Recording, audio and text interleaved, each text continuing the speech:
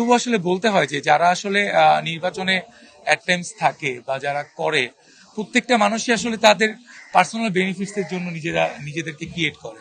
এবং কিছু গুটি কয়েক শিল্পী, মানে একটা ভালো একটা শিল্পী গোষ্ঠী যারা আসলে যাদের অসহায়ত্বের সুযোগ নিয়ে আমরা আসলে এই সময়টায় তাদের থেকে ভোটটা নেই। এবং এরপরে যেটা হয় সেটা হচ্ছে যে আমরা বিগততে যা দেখে এসেছি যে তারা তাদের নিজস্ব পার্সোনাল বেনিফিট দিয়ে তাদেরকে উজ্জীবিত করে, এবং যারা শিল্পীরা আছে তাদেরকে আসলে উজ্জীবিত করে না, তাদেরকে আসলে ওয়েট করে পরের বছর আবার তাদেরকে সেম ভাবে ট্রিট করে সেম ভাবে তাদের থেকে ভোটগুলো নিবে।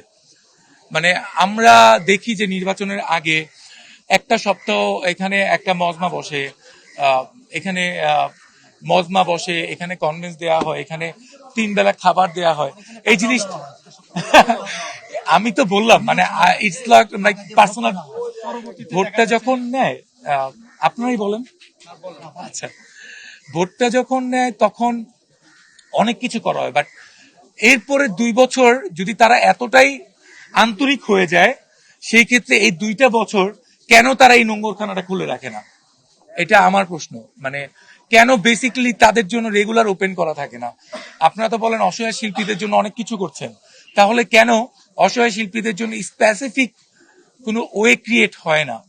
লাইক আমি যখন করতে চেয়েছিলাম, আমি স্পেসিফিক কিছু ওয়ে ক্রিয়েট করতে চেয়েছিলাম, যেটা আসলে আলটিমেটলি আমার হয়নি।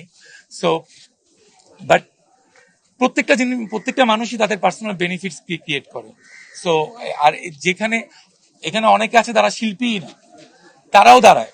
মানে বেসিক্যালি আমরা ভোট দিতে আসি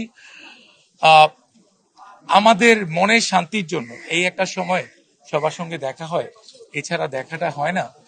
সো এর জন্য আসি। বাট লাইক এখানে এমন মানুষও ভোটে দাঁড়ায় যারা লাইক তাদের মেইন ইনকাম হচ্ছে ইউটিউব দিয়ে, যাদের ইনকাম হচ্ছে লাইক আলোচনায় থাকতে হবে, চিৎকার চেঁচামেচি করতে হবে, নাচ গান করতে হবে। বাট বাংলার মানুষজন হাসে, মানে শিল্পীদের নিয়ে তাদের হাসে, কিন্তু তারা নিজেরাও জানে না যে বেসিক্যালি তারা নিজেরাও হাসির পাত্র হয়ে যায়।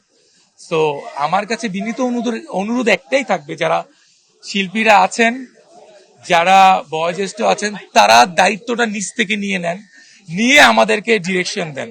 তাহলে হয়তোবা এই জায়গাটাতে একটা ভালো কিছু সুন্দর কিছু আমরা দেখতে পাবো। আমরাও চাই শিল্পী সমিতিতে এসে আড্ডা দিতে, আগের মতো করে সবাই মিলে একটা কোলাবোরেশন করতে।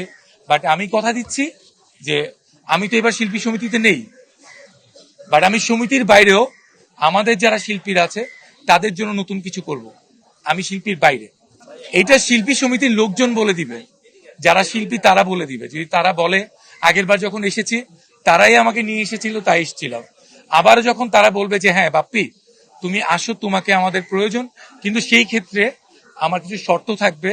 অ্যান্ড লাইক আমি অঙ্গীকারনামা প্ল্যান করেই আসবো যে হ্যাঁ আমি তাদের জন্য কাজ করব, এই প্ল্যান করে আসবো। লাইক কাজ করব মানে আইসা নিজেকে হতাশ করতে চাই না। আসলে আমার এখানে টাকার জন্য আসা না, মানে পার্সোনাল বেনিফিট যারা এখানে নেয়ার জন্য আসে আমি তাদের জন্য আসবো। মানে এই বেনিফিটসটা আমার দরকার নেই। আমি আল্লাহর রহমতে ভালো আছি।